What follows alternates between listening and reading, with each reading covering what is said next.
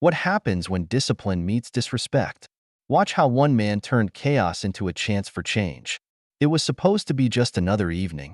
The golden hues of the setting sun painted the sky above a small park in Savannah, Georgia, casting long shadows over joggers, families, and friends sharing laughs. Among them was Marcus, a man with a presence that didn't demand attention but often caught it nonetheless.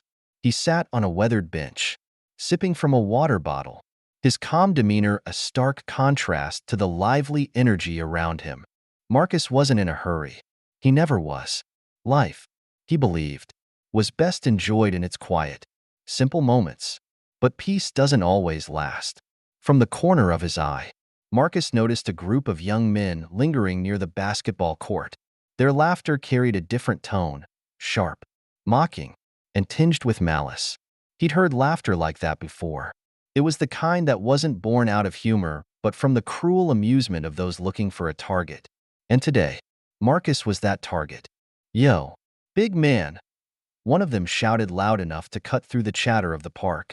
The gang's leader, a wiry figure with a shaved head, pointed at Marcus with exaggerated gestures. "What's up with the heavyweight division over there? Ain't it gym day?" The others burst into laughter, feeding off their leader's energy.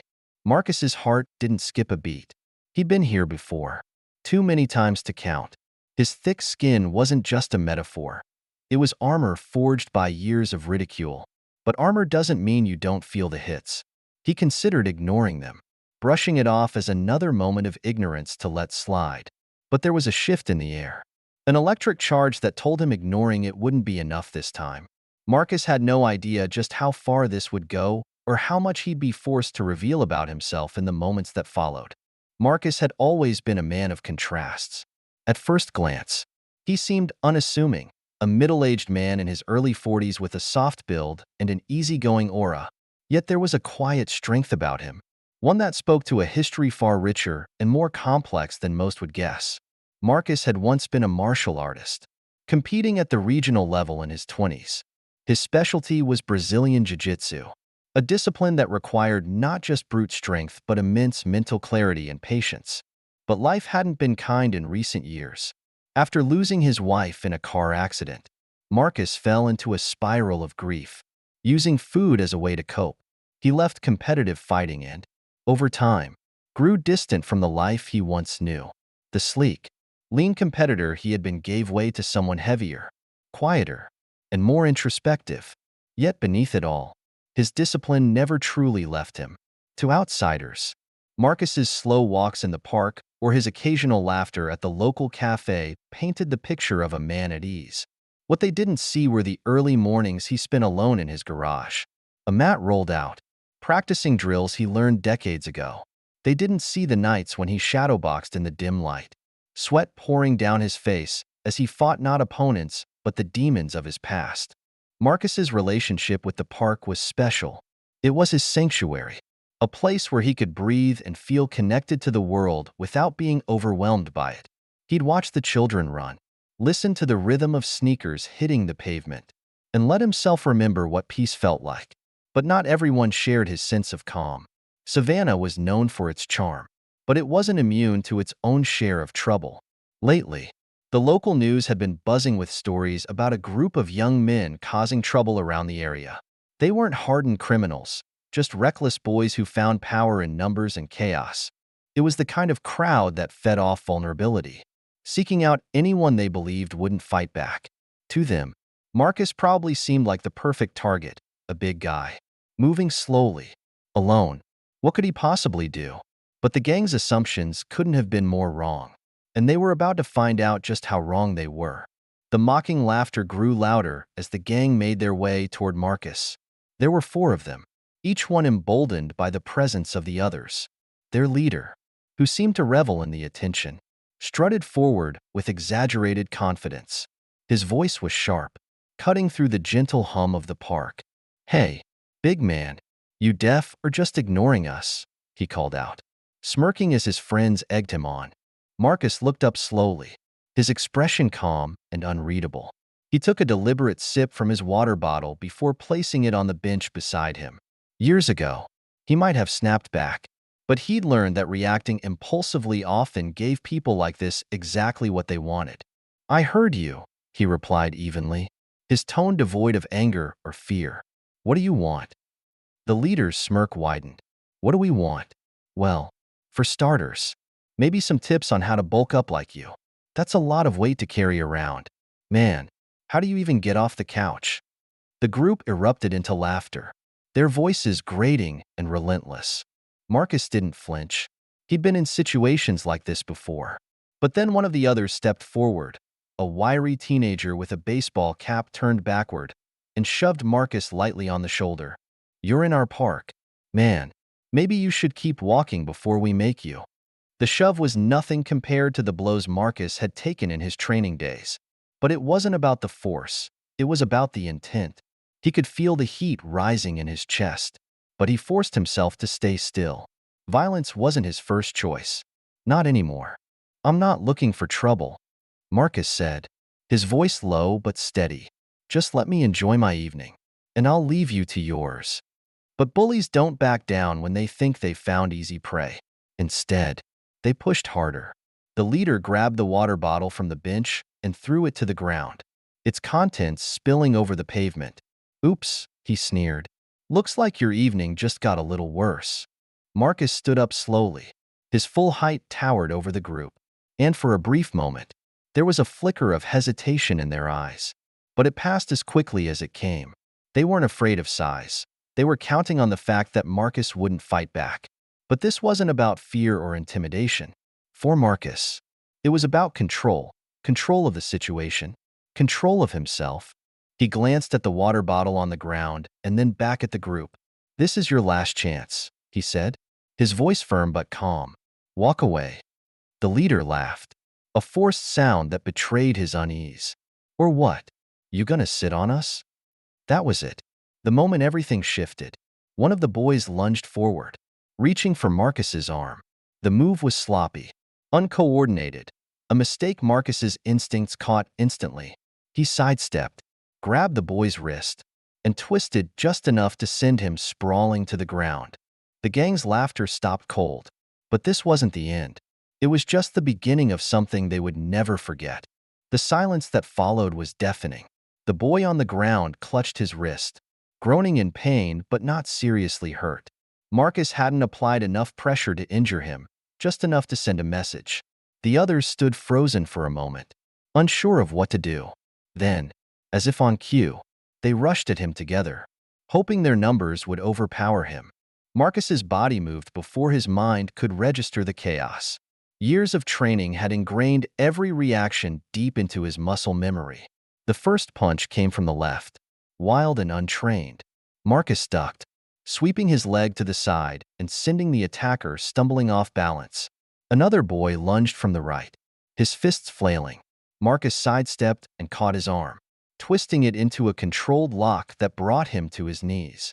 The leader hesitated, his bravado cracking as he watched his crew crumble. "What the hell, man?"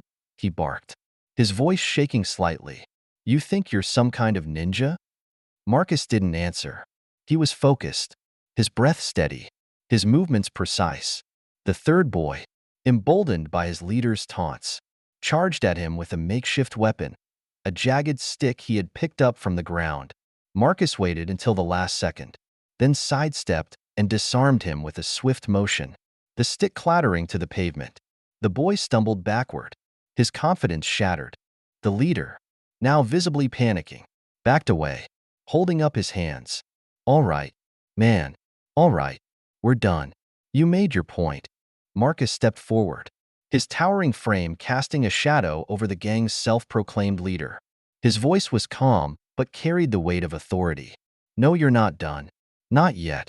You think strength is about ganging up on someone you think can't fight back? That's not strength. That's cowardice." The leader's bravado was gone, replaced by the raw fear of someone who realized too late that they had underestimated their opponent. "We didn't mean anything by it," he muttered, his eyes darting to the ground. Marcus shook his head. "You meant every word and every shove. But now you're learning that actions have consequences." He let his words hang in the air for a moment, then took a step back. "Pick up your friend and get out of here." And next time you feel like proving yourself, try doing something that actually matters." The gang scrambled to help their fallen member. Mumbling apologies under their breath, they stumbled away, glancing over their shoulders as if expecting Marcus to follow. But he didn't. He simply stood there, watching until they disappeared into the distance. What Marcus didn't realize was that the real impact of this moment would ripple through the park in ways he hadn't expected. As the gang disappeared, the stillness in the park was almost eerie. All eyes were on Marcus now. Parents who had pulled their children close during the commotion began to loosen their grips. Runners slowed their pace, and conversations that had paused mid-sentence didn't resume. The park had transformed into a silent audience, processing what they had just witnessed. Marcus exhaled deeply, shaking off the tension from his body. He bent down to pick up his water bottle, now lying empty and crumpled on the ground. As he straightened up, a voice called out from behind him. "That was something else," an older man said, stepping forward cautiously. He wore a faded baseball cap and had the weathered look of someone who'd spent years working outdoors. "You handled that better than most would have." Marcus gave him a small nod, unsure of what to say. He wasn't looking for praise or recognition, but he could feel the weight of the community's eyes on him. A young woman approached next, holding a toddler in her arms. "Are you okay?" she asked, her voice tinged with concern. "They didn't hurt you, did they?" "I'm fine," Marcus replied, his tone even. "I just didn't want things to get out of hand." From the edge of the park, someone clapped. It was a slow, deliberate sound that quickly grew as others joined in. The applause wasn't thunderous, but it carried a strange mix of admiration and gratitude. Marcus felt his cheeks grow warm. He wasn't used to being the center of attention, and this wasn't how he wanted it. But not everyone was celebrating. A man in a business suit who had been watching from a bench stood up and approached Marcus with a furrowed brow. "You think that was the right way to handle it?" he asked sharply. "What if they had weapons? What if someone else had gotten hurt?" Marcus met his gaze, unflinching. "And what would you have done?" he asked simply. The man opened his mouth to respond but then hesitated. He didn't have an answer. A murmur spread through the crowd, a mix of agreement and lingering doubts. People began to voice their thoughts, some praising Marcus for standing up to the bullies, others questioning whether the confrontation could have been avoided altogether. The park, once a quiet haven, had become a forum for a much larger conversation. Marcus raised a hand, silencing the chatter. "Look," he said, his voice steady but firm. "I didn't want this to happen, but I wasn't going to let them walk all over me either. We talk about wanting a better community, but that doesn't happen by ignoring the problem. Sometimes standing your ground is the only way to teach a lesson." The crowd fell silent again, his words sinking in. A few nodded in agreement. Others exchanged uneasy glances, grappling with their own feelings about what had unfolded. But this wasn't just about the fight. It was about what came next. And Marcus knew he had to be the one to start that conversation. As the park slowly returned to its usual rhythm, Marcus found himself surrounded by a small group of people eager to speak with him. Some wanted to thank him for taking a stand, while others asked questions about how he had stayed so calm in the face of aggression. Marcus answered simply, with humility, but the truth was clear in every word. Strength wasn't just physical. It was about discipline, control, and knowing when to act. A boy no older than 10 tugged on his mother's sleeve before stepping forward shyly. "Mister, are you like a superhero or something?" he asked, his eyes wide with awe. Marcus smiled softly. "No, kid, just a regular guy who doesn't like bullies." The boy grinned, and his mother gave Marcus a grateful nod. But as the crowd thinned, one of the park's regulars, a schoolteacher named Angela, lingered behind. She approached Marcus, her expression thoughtful. "You know," she began, "what you did today was more than self-defense. Those kids, they've been harassing people here for weeks, and no one's known how to stop them. Maybe what they needed was to be reminded they're not invincible." Marcus sighed, his gaze drifting to the path where the gang had retreated. "I hope they take this as a wake-up call," he said. "But what they really need is someone to show them a better way. They're just kids, lost and looking for a sense of power. I've been there too." Angela tilted her head, Curious. What do you mean? He hesitated, then said, when I was younger, I had my fair share of anger. Life wasn't easy, and I lashed out. Martial arts taught me discipline, gave me focus, and helped me see there was a better way to handle life's challenges. Maybe if someone reached out to those boys before they got to this point, things could have been different. Angela considered his words, a flicker of inspiration crossing her face. Maybe it's not too late. What if you're the one to show them that way? Marcus chuckled, shaking his head. I'm no mentor. I barely know what I'm doing half the time. None of us do. Angela replied with a smile. But you've got something they don't, a chance to teach them what strength really looks like. Her words stayed with Marcus long after she left. As the sun dipped below the horizon, painting the park in shades of twilight, he sat back down on the bench, lost in thought. Strength wasn't just about standing your ground. It was about lifting others up, even those who had tried to knock you down. The next day, Marcus made a decision. He visited the local community center and spoke to the director about starting a self-defense and mentorship program for troubled youth. It wouldn't fix everything, but it was a start. And sometimes, that's all it takes to change a life. This story isn't just about standing up to bullies. It's about finding the strength within ourselves to create change, even when it's hard. If this story moved you, take a moment to reflect on how you can make a difference in your own community. And don't forget to subscribe for more stories like this, where everyday moments remind us of the extraordinary power of courage and compassion.